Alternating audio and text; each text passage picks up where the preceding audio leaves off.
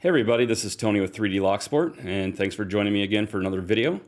I got a couple different things I want to go over today. I have a couple eBay purchases that came in the mail today and yesterday, so we'll go over those. I got a envelope, a package in the mail today from LegalLockPicker, so we're going to open that up and see what's inside. And then lastly, I have a new product that is going to launch here on the site that I think some of you may be excited about, and it integrates with products I already have out in the market, so that'll be nice as well. So let's get started with what I got on eBay. So I received two different packages off eBay, and the first one is this Master 77. Master Lock 77, it's new old stock. I already owned one of these, but it was very rusty and disgusting, so I wanted one that was new and shiny. The one concern I do have about this, and how logistic or how real it is the key.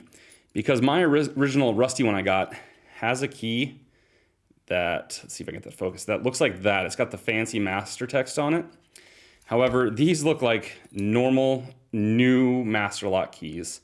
So I'm not sure if this is a reproduction or if I just got a run that started happening towards the end when they switched their key style. Either way, it's still a cool lock, so let's go ahead and get that out.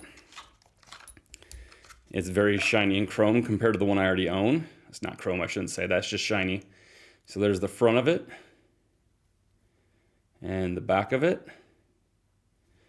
So it's a 4-pin lock. Let's go ahead and open it up. It's actually pretty strong spring tension on here, surprisingly. So anyways, we're gonna see if we can get this picked open. And recently, a while ago, I ordered this. I'm actually a member of Tool, so the open organization of lockpickers, and we have our own lockpick set that we sell on our website called the Necessary 9. And when I saw that we released this new pick case, this leather brown pick case with the Tool logo branded into it, I'm like, okay, I have to get this case. And this has been in my backpack every day now. And you know, I've really come to love this pick set just because it's called the Necessary 9, and it's true. Everything you need is in here. So let's take a look at what's in here. I have a few extra tools I added in myself to make it a complete set for everyday carry, but for the most part, it is perfect. So I'll start by taking out the tools that don't belong in the kit. So this is the notched decoder feeler shim from Covert Instruments, Lockpicking Lawyer. So I do have that in there, so I have a feeler and this notched decoder on there. And then the only other things I have in here that don't belong in the kit are two top of the keyway pry bars, one from Peterson, I believe this is Sparrows, one in 50 and one in 32 thousandths. And then what comes in the kit, the Necessary 9, is you actually get 6 picks and 3 tension tools. So for the picks, you get a a short hook. You get a medium hook. You get a reach style right there. You get a half diamond. And then you get one of the 4-peak and one of the 5-peak wicked waves. So this is pretty much everything you're going to need in a set. And then the tension wrenches are actually the Longhorn Lock Sport set. So the thing I love about these is these are the different widths you have. Let me see if I can get this to focus. They're all about the same width-wise on this side, but they're all different thicknesses, which is cool. So depending on your keyway. But to compensate for the fact these are all about the same width, if you flip these all over, on the other end, they're tapered. So that's a better angle to show you how it's tapered. So not only do you have a thin version, or I shouldn't say thin, a less wide version and the wide version, you also have thicknesses in both of those. So these are all a little bit different thicknesses. So to pick this master lock, I'm going to use a short hook. Actually, you know what? Let's try raking it open first. Just grab one of these wave rakes and we'll try to rake it open first. Find the right tension wrench I want to use. We'll try this one. This might be a little thick. Yeah, that one's a little thick. Go with this one. There we go. And we'll just see if we can get this raked open.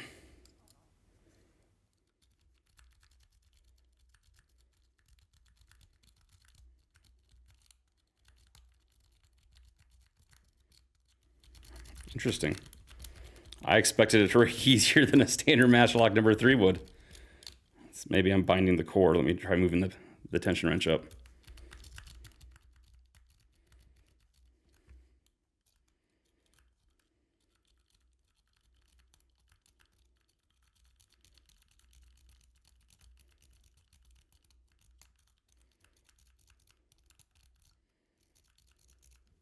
I'm surprised I'm not getting that open. Let me try the other wave here.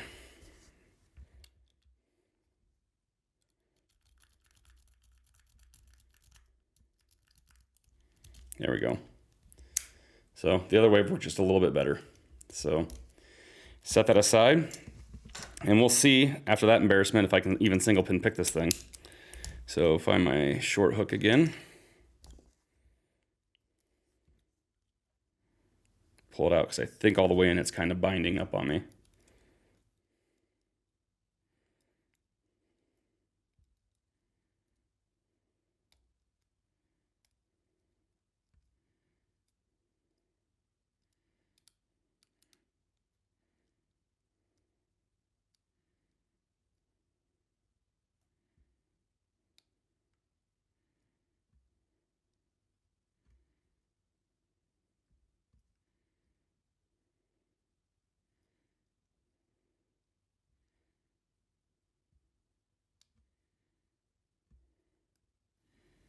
Feels like I might have overset that first pin. Yep. Let's try it again here. Apparently I need more practice picking on through a camera lens because I'm getting vertigo from doing this. Much respect to all of you guys that do this all the time.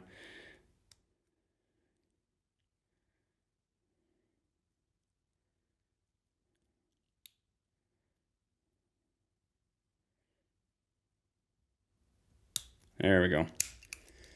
I was slipping off the back pin. So, okay.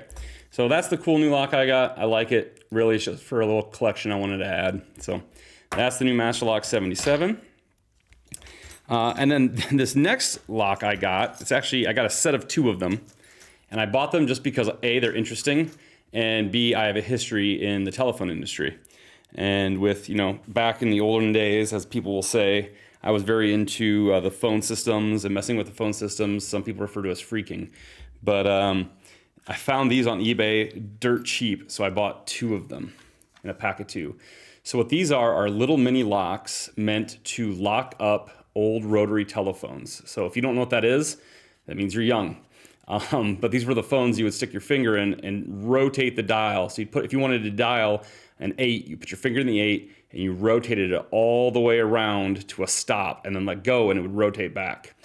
So the reason I really wanted to buy this was the packaging. So it's a bell width, but it's for preventing unauthorized use of our phone use. I believe it's model number 1375. But the thing that got me was this dude, this bad guy, right? And wait till I turn this over. Bellwith helps lock out the bad guy. A worldwide collection of home security items helps you lock out the bad guy, all in quotes.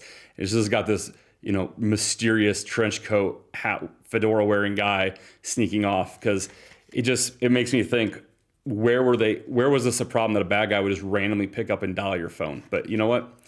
It's possible. So let's go ahead and see if we can pick one of these open. So here are the keys for it. And just for size comparison, how tiny these are, that's a Master Lock. That's like the 77. So these are tiny, tiny keys. And the funny thing is if you look at this, I think it's on both of them, or maybe it's just a miscut on this. I think it's just a miscut, but I saw that and there's this weird notch that's like down in the warding. But this is the actual lock, this tiny, tiny thing. And this is a tiny keyway. But the way this would work the actuator in the back spins like this. So you would unlock it, stick this through the hole on the rotary phone, and then close this so it couldn't be taken off. And when you tried to rotate the dial, this would jam up against the stop and wouldn't let the dialing happen.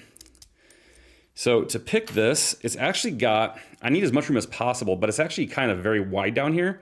So as part of the tension wrench that I have one very thick bar here. And I'm gonna use the tapered side for down here in the bottom.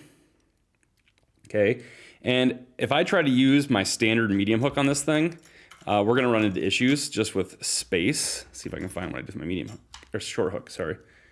If I try to stick this in there, I immediately just start oversetting pins the minute I go in. Like the shaft, so you can see that, is almost as tall as the keyway. So I actually have a set of super cheap, like it's like the 100 and some whatever Klom picks. I'm sure you'll be familiar with it by the handle. But it's got this super tiny shaft on it. And I wish this hook was just a little smaller, but it still works. But this tiny, tiny thin shaft. So we're gonna see if we can pick this open here.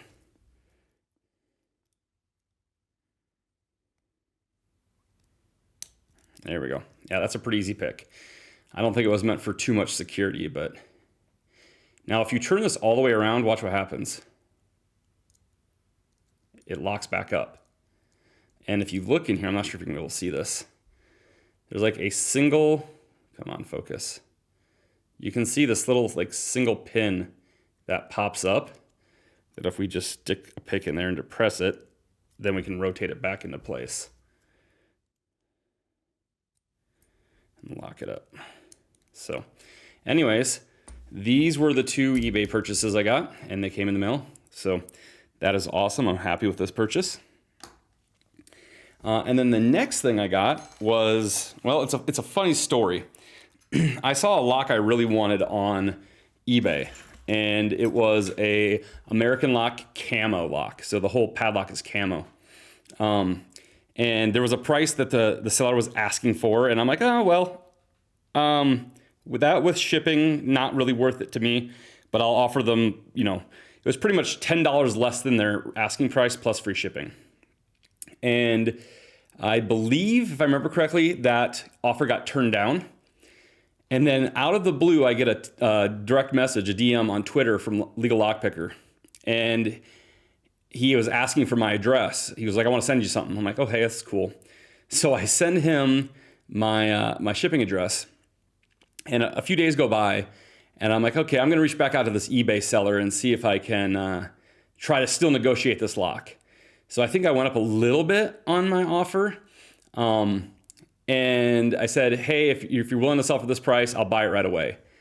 And then the reply message through eBay was, that's why I messaged you on Twitter.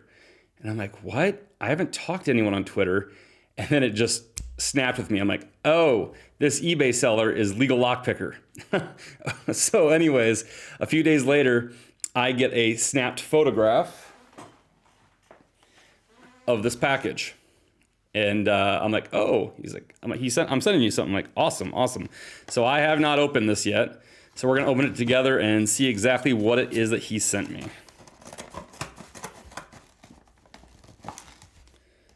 Okay, let's see if I can get this open the right way, because there's some tape here on the end. There we go. Make sure there's nothing overly personal in there. I don't believe so. Okay, folks, what do we have? Would you look at that? Ah, that is awesome. This is the exact padlock I was bidding on eBay and offered a cheaper amount than what they're offering. And wow, LegalLockPicker, you're awesome. I was willing to give you money for this and you sent it to me for free. That is a awesome gift. I really appreciate this. I've been wanting one of these for my collection for a while. So this is the Series 1205 American Lock, all in camo, part of the Weather Built collection, outdoor camouflage. So I'm very excited to own this. I will not be opening this box right now to pick it, because this has been one I've been wanting for a collection of my own. So again, LegalLockPicker, thank you so much. If you're watching my video and somehow you are not subscribed to LegalLockPicker, do me a favor and go subscribe to his channel. A, he's got great content, and B, you subscribing to his channel for me is a way of me showing thanks to him. So I'd really appreciate that. I'm assuming most of you are already subscribed to him though.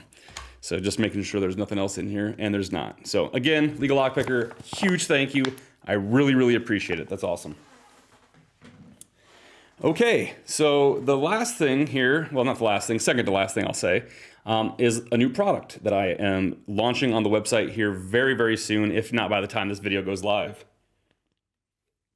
Some of you may be familiar with this. This is my gutting station for Sparrow's mini mats. So if you're not familiar with the product, this holds your Sparrow's mini mats right here. And then these hold your followers. You can put shims in here, 2 pairs of tweezers. I should have a pair of tweezers around here that I'm gonna need here in a second anyways. So, yeah, here we go. So like this will hold your pinning tweezers. And then this is just an auxiliary port that you can put whatever you want in. And then on the back, there's a spot for the gut wrench from Lock, Noob, and Sparrows. So recently, I've been on a kick of trying to release new products that can integrate with things people already own, so they don't have to buy all new things, because you don't need a whole bunch of these sitting on your desk, or a whole bunch of, you know, tools or items that serve the same purpose. That's useless and it takes up space.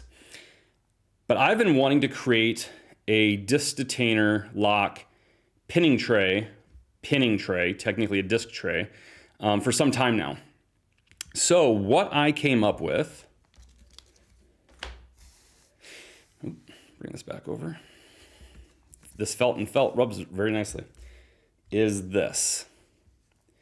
So this is a very simple, let's see here. I think it's 20, 1, 2, 3, 4, 5, 3, 4, 5. Yeah, it's got a spot for 20 different discs, and then just 2 little trays here for anything you want to put in it. But one thing I wanted to make sure I did with this is if you look at an angle here of this tray, you can see there's a dip. And the nice thing about that is when you have a disc in there and you want to get it back out, sometimes it's hard to use a pair of tweezers to actually pick up that disc. Well, if you go on this side and go down in, you can get between and get below the disc, or you can push down with the tweezers, lift up with your finger, push down with your finger, lift up with the tweezers. Or if it's a small disc, when you push it down, the whole thing falls and tips up, and it just makes it easier to pick up the disc when you have this indentation on there. So you'll notice that this is a very unique shape and very small and very cut in. So this item on the website will sell by itself. When you get it, it'll be felted on the bottom, just like all my products are. And you can use this as a very small, thin, you know, easy to use disc detainer insert, or disc detainer pinning tray. However, it is the exact size needed to fit into your gutting station. So if you have the Sparrow's mini mats gutting station, again, you're not gonna need followers or any of that thing, but you'll need tweezers, and you might wanna have something in here as well. That's up to you guys. It's just meant that it can fit in here if you need it to, and you can have one station to do that in. So this does fit, stays in, even with the felt on the bottom. But if you don't have this gutting station, or you don't want to use the gutting station with it, this disc detainer pinning tray is a standalone item that's felted on the bottom that works just fine. There's no frills, nothing big on this that you need, but it's got everything that you do need. So let's go ahead and take apart a disc detainer lock and just show you how it works in here. I'm not gonna take the whole thing apart because it takes forever to put all these in and then put them all back in, but I'm gonna give you a basic idea of it. So I have an Abus 8840. So let's open this up. Here's the key. So here's also a tutorial on how to take this apart if you've never done it before. So when you open this up, the shackle up, inside there's a Phillips head screw. So we're gonna loosen that screw. And if you've never done this before, it can kind of freak you out. I remember the first time me not knowing what I was doing, it freaked me out. So I get the screw completely undone, and then I shook it out. Let's see if I get this to go here. Come on, there we go. Whoa, let's not lose her. There's gonna be a couple ball bearings in there. And those ball bearings make it so you can't turn the key back. It's key retaining. So once you've got those ball bearings out and that grub screw out, go ahead and close your lock back up and relock it. Okay, now this outside spinner is loose. Sorry, unlock it first, I believe. Am I doing this right? No, I don't know. I'm giving you a bad tutorial. Maybe I just put it on too tight. Yeah, I just put it on too tight. Yeah. So we just unscrew this. And I think it was Daz Evers that I saw his video where he used the back of this key and how it fits perfectly. And he's right. It's really good to get this started. So let's go ahead and take this off. Okay, so there's the cap. We're going to put that up there. So the first thing you're going to see in here is just the spinner. So we're going to take the spinner out. Make sure that's all we got. And we'll take the first disc out here, set it up here, and go and get the next one out. So you can put all your spinners, your discs, and your spacers. Try to get this out of there. There we go. Set that there. Get this one out. Yep, so there's a disc instead of a spacer. And we'll just grab one more here, just a spacer. So we'll set those there for now. So you can see those just fit in there perfectly. And if I were to take this spacer, for example, and move it to the end here, I can then push down on it with my tweezers to easily lift up like that. Or I can get my pick or my tweezers through that gap to lift up. So those little divots just add a little extra for you to be able to get either a lift on your disc. It's really hard to see from this angle. Let's see if I can turn it sideways. You can see how you can lift it up like that. Or get your pick down lower, or excuse me, not your pick, your tweezers down lower than the actual disc, so it's easier to pick up. So that's what this is. It should be on the website. It'll be the disc detainer pinning tray. Get this back in there. So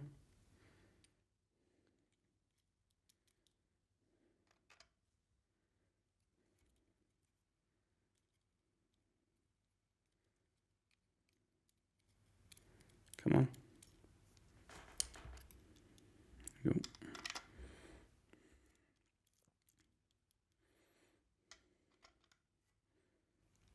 Put the spinner back in. Put the top back on. Oh, come on. There we go. Use the back of the key to tighten it down. Unlock it again. Go ahead and drop those ball bearings back in. Just like so. Drop the grub screw in the right way. Screw it back in.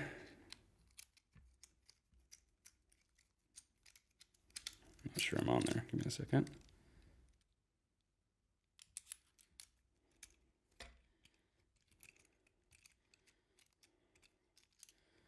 Ball bearing seems to be in the way.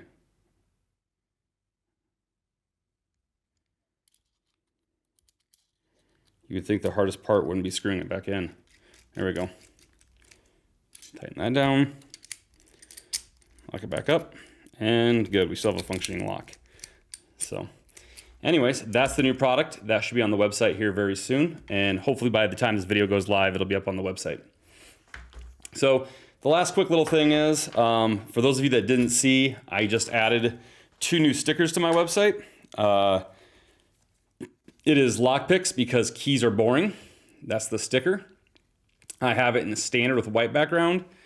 And then I also have one that has the holographic background on it, which I think is pretty cool.